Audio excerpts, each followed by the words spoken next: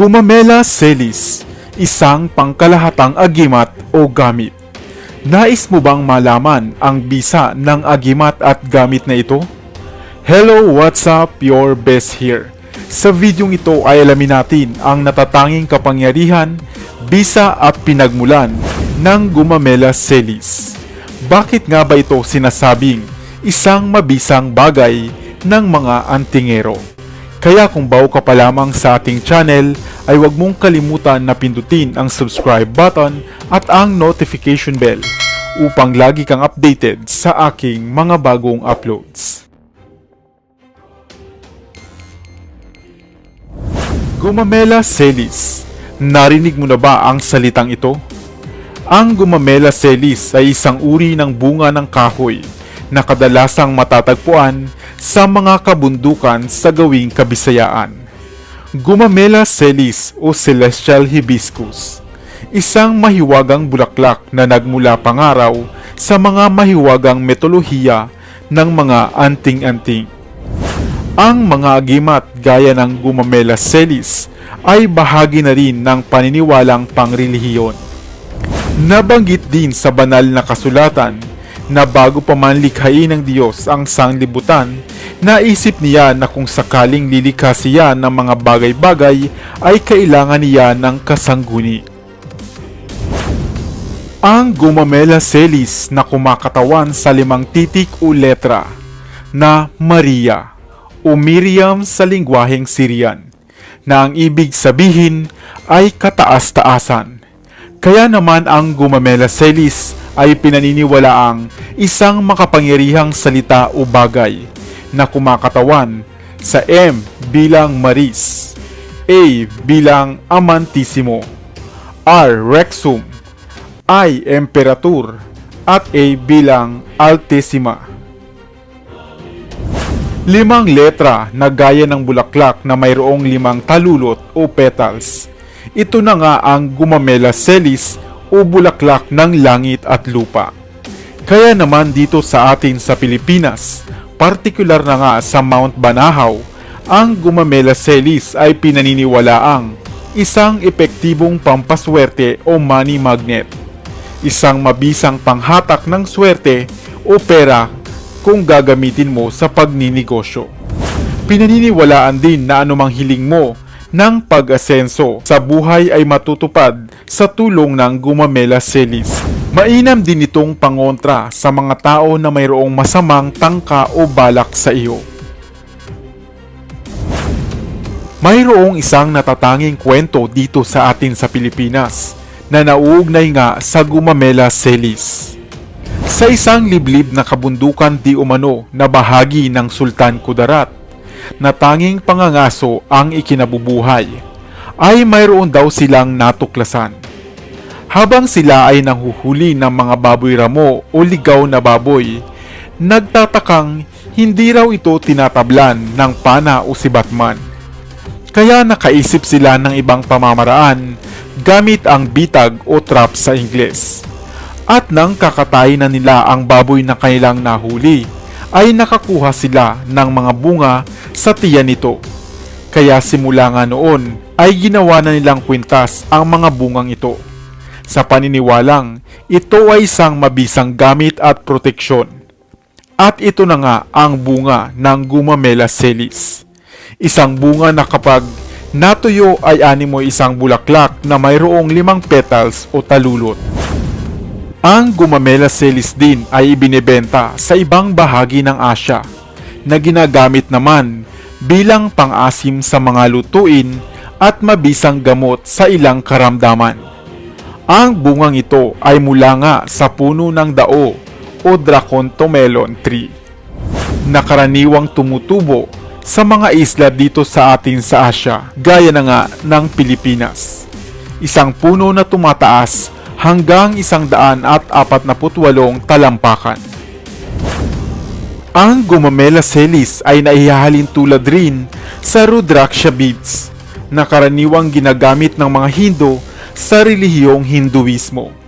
Kaya ang Gumamela Celis ay isang mainam na gamit pang proteksyon, pangpaamo at pangpaswerte.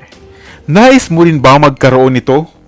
ito ay kadalasang mabibili online, subalit kung mayroon kang kakilala mula sa probinsya, ay magpahanap ka na lamang.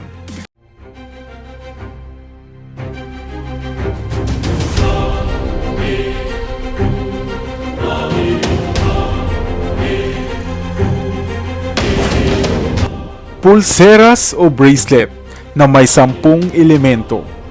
Nais mo rin ba magkaroon nito? Ano-ano nga ba ang mga bagay o gamit na bumubuo dito? At ang mga bisa na maaaring hatid sa iyo ng pulseras na ito?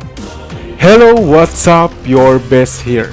Sa videong ito ay kilalanin natin ang isa pang mainam na gamit sa anyo ng isang bracelet.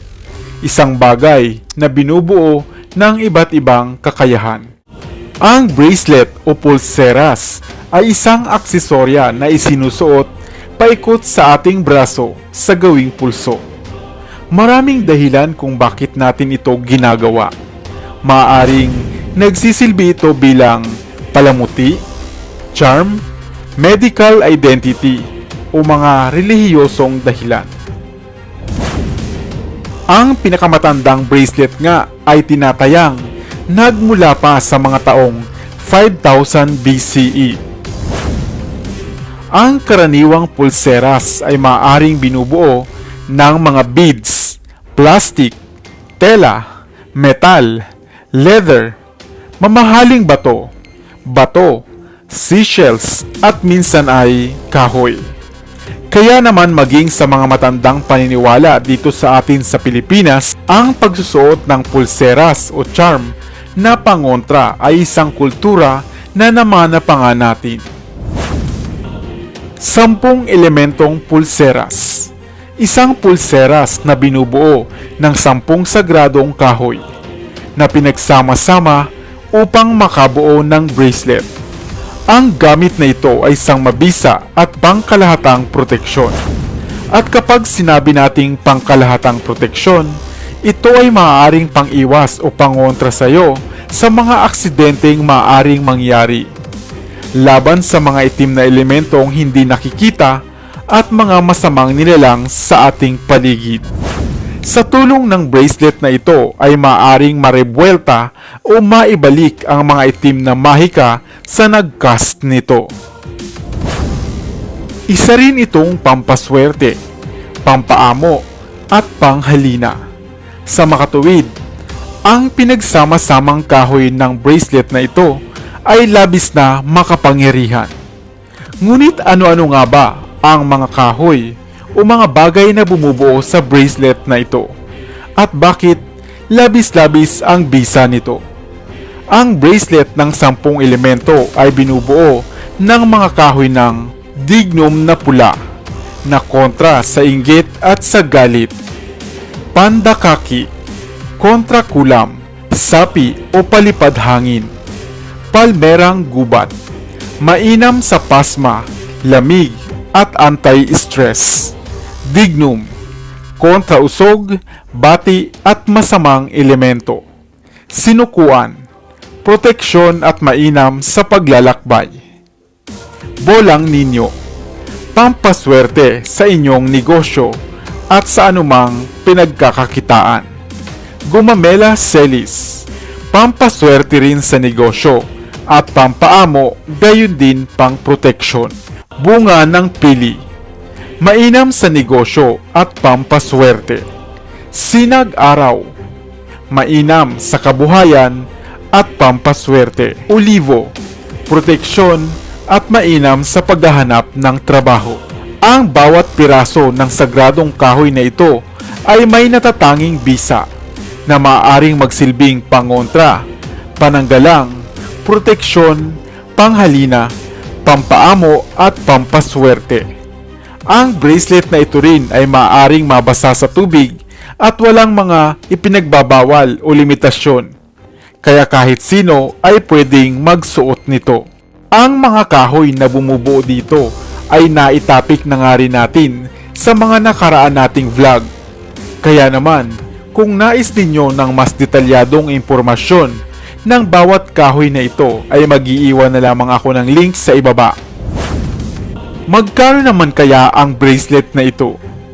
Kadalasang mabibili sa halagang 150 to 250 pesos online.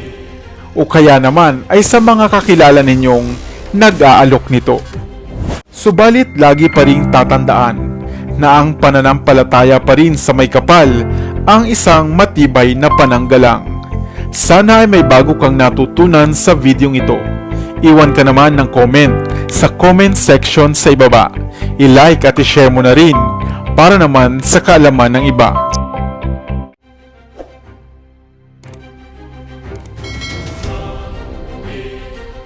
Para sa mga kakaibang kwento ng inspirasyon, kaalaman, hiwaga at misteryo, ako pa rin ang inyong lingkod, ang inyong best para sa Best TV.